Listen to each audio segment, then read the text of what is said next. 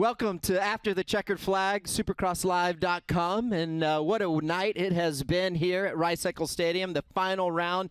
I got to tell you, man, that 250 class was something special. East, West, and the showdown race on top of the championships. A lot of fun, wasn't it, Todd? We come to Salt Lake City for round 17 with 3 titles on the line, the 250 East, the 250 West, and, of course, the 450s, Ricky.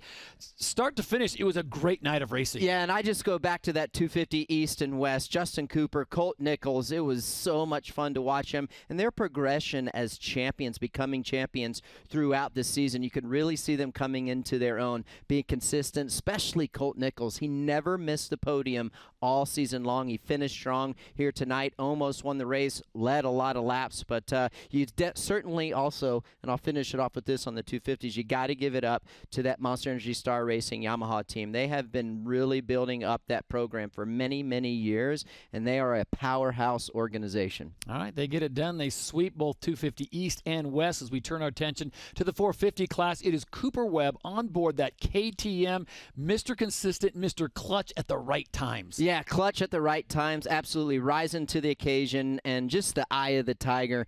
And what he's able to do, his mental fortitude, his toughness, how he plays games with these other guys, and he'll get in your head. And he's just, I mean, that display that he put on here tonight was something else. He didn't have to win, but he wanted to win, and that's why now he's a multi-time Monster Energy Supercross champion. It's one thing to do it once. He backs it up and gets a second title, 2019, 2021.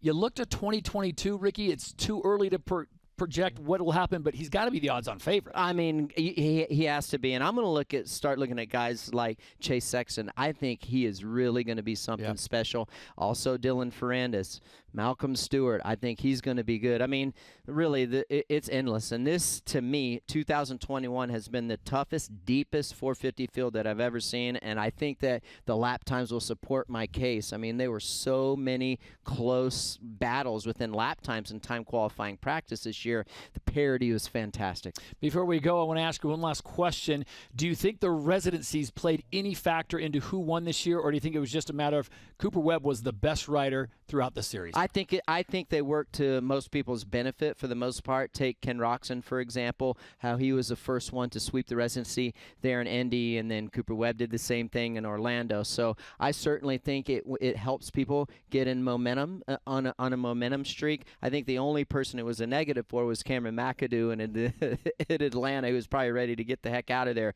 But I like him personally. I think there's a lot of positive buzz around it either way. As long as we're at the races, I'm happy. Buddy, it was a lot of fun. Let's do it again next year. Thank you, my man. 2022. For Ricky Carmichael, I'm Todd Harris saying good night from Salt Lake City, Utah.